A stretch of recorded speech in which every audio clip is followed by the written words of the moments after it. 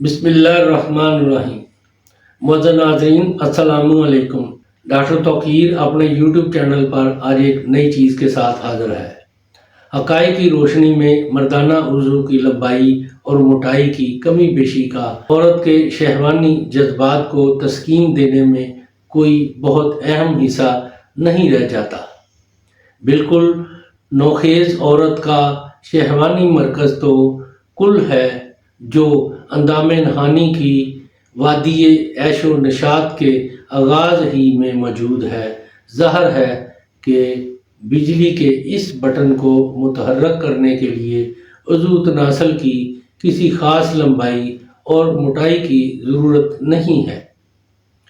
چند سال کی مباشرت کے بعد عورت کا شہوانی مرکز بدل جاتا ہے تو اندام نہانی کی وادی عیش و نشاط کی دیواریں کسی قدر مردانہ عضو کی رگڑ سے متاثر ہو کر لذت و عشرت کا احساس کرنے لگتی ہیں۔ اگر بالفرض عورت کے سرینوں کے نیچے تکیہ رکھنے سے بھی عضو رحم کی گردن سے نہ ٹکرا سکا تو وجائنا کی دیواروں سے عضو کی رگڑ بھی عورت کی ضروری عیش و نشاط سے بہرہ اندوز کر سکتی ہے۔ پھر لمبے عضو کی نسبت چھوٹے عضو میں قوت انتشار اور سختی اکثر زیادہ ہوتی ہے۔ جوش و خروش سے بھرا ہوا عضو خوب ملتے ولنے سے عورت کو لذت سے بخوبی سرشار کر سکتا ہے۔ اس صورت میں بزرگ کو خصوصیت سے زیادہ چھیڑتے رہنا چاہیے تاکہ عضو کی لمبائی کی کمی کی کسر اس طرح سے عورت کی شہوت میں زیادہ بیداری پیدا کرنے سے نکل جائے۔ جوانی کی عمر سے گزرنے کے بعد بزرگ کی حس سے شہوت بالکل مردہ نہیں ہو جاتی۔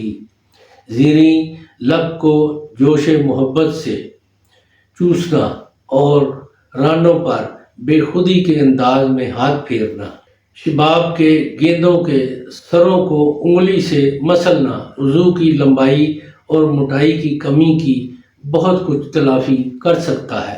تاہم عضو کا حد اعتدال کے اندر لمبا ہونا مردانہ طاقت کے رعب اور وقار کو قائم رکھنے کے لیے بہت اچھی بات ہے۔ جو لوگ عورت کو اپنی آغوش میں کھینچنے کے ساتھ ہی مباشرت شروع کر دینے کو مباشرت کا صحیح طریقہ جانتے ہوں، ان کے لیے عضو کا زیادہ چھوٹا ہونا بعض دفعہ مصیبت بن جاتا ہے۔ لیکن عورت کی فطرت اور مباشرت کے طریقے کا ماہر ہوشیار آدمی عضو کی کوتاہی کی دیگر کیف انگیز طریقوں سے تلافی کر کے عورت کو لذت اور عشرت سے بخوبی سرشار کر سکتا ہے۔ باقی رہا عضو کی موٹائی اور لاغری کا مباشرت سے تعلق، تو بلا خوف تردید یہ کہا جا سکتا ہے کہ عضو کے موٹا یا پتلا ہونے سے بیوی کے شہوانی جذبات کی تسکین میں کوئی دقت پیش نہیں آتی۔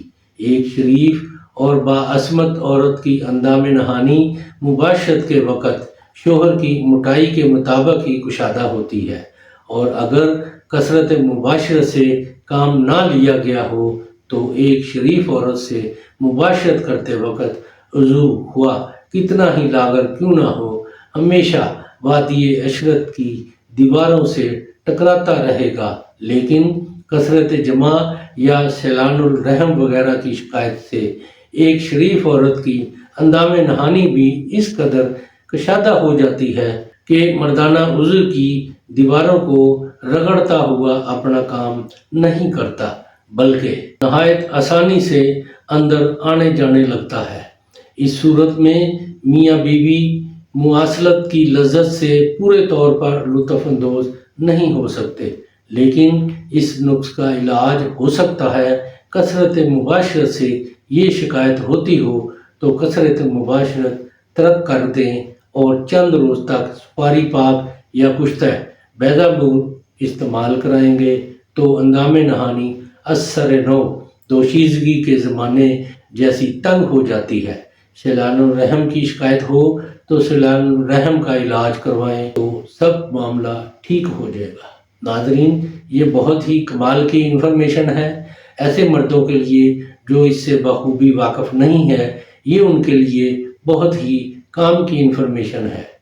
ناظرین، اس کے بارے میں آپ کی کیا رائے ہے میرے کمنٹس باکس میں ضرور دیں، اور میری اس ویڈیو کو لائک اور شیئر بھی کریں، میرے اس چینل کو سبسکرائب بھی کریں۔ اللہ تعالیٰ آپ کا حامی و ناصر ہو۔ خدا حافظ۔